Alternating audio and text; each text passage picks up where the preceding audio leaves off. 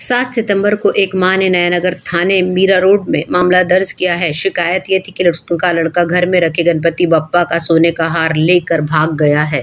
घर में जब तलाशी ली गई तो हार नहीं मिला। विशाल को फोन किया गया तो उसका मोबाइल स्विच ऑफ बता रहा था। मां, जिसका नाम मालन है, उसने थाने में मामला दर्ज कराया क्योंकि उन्हें विश्वास हो गया था कि गणपति के गले में से 95,000 रुपए का सोने का हार उसके बेटे विशाल ने ही चुराया है। पुलिस वरिष्ठ निरीक्षक जितेंद्र वनकोटी के मार्गदर्शन में ये जाँच चल रही है।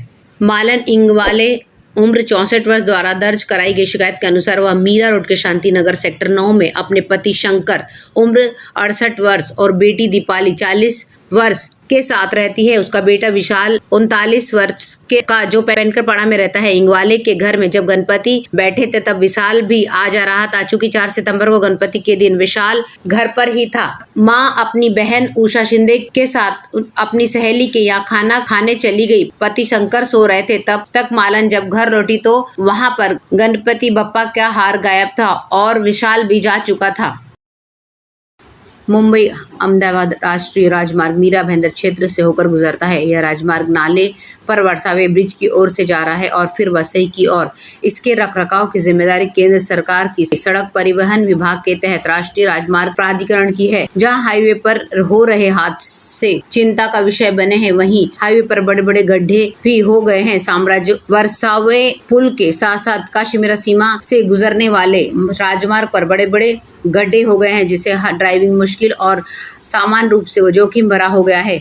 वाहन चलाते समय अचानक टकरा जाने से हादसों का खतरा बढ़ गया है। जब हाईवे पर गड्ढे हो जाते हैं तो उनकी मरम्मत कोई नहीं करता है। नागरिक गुस्से में हैं। फाउंटेन होटल के बाहर गड्ढे होने से परेशानी हो रही है। घोड़बंदर हाईवे पर एक माह पूर्व बाइक सवार की मौत हो गई थी। राज्य सरकार के अधिकार क्षेत्र में घोड़बंदर रोड का रखरखाव और मरम्मत है। हालांकि हाईवे अथॉरिटी ने नेशनल हाईवे और वर्सावे ब्रिज पर बने गड्ढों को नहीं भरा तो आखिरकार ट्रैफिक पुलिस ने अनंत चतुर्दशी से पहले ही गड्ढों को भरने का काम शुरू कर दिया है। यातायात शाखा के वरिष्ठ पुलिस निरीक्षक रमेश भामे, सहायक निरीक्षक मंगेश कड़, दीपक भोसले, रविंद्र सावंत, रोहिदास राठौड़ आदि के मार्गदर्शन में यातायात पुलिस ने गुरुवार सुबह से रिक्शों या छोटे टेम्पो से सीमेंट की बोरियों में मिश्रित बजरी लाकर गड्ढों को भरना शुरू कर दिया है। इससे पहले भी ट्रैफिक प्लानिंग का काम छोड़कर ट्रैफिक पुलिस इस मानसून सीजन में नेशनल हाईवे पर घोड़बंदर रोड पर बने गड्ढों को भरने का काम कर चुकी है।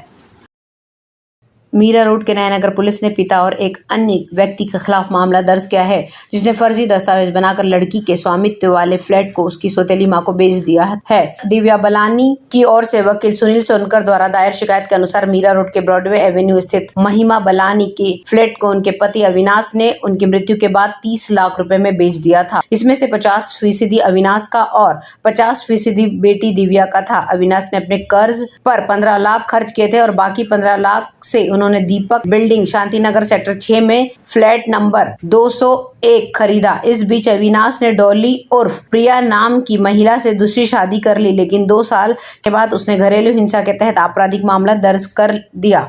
नाला सोपारा के शक्कर मोहल्ला के रहने वाले आशिक शेख को अविनाश ने नियुक्त किया बतौर वकील और 2017 में जब दिव्या नाबालिग थी तब की बात है ये। और वहीं दूसरी तरफ कोर्ट ने इस दावे के लिए एडवोकेट सोनकर को नियुक्त किया।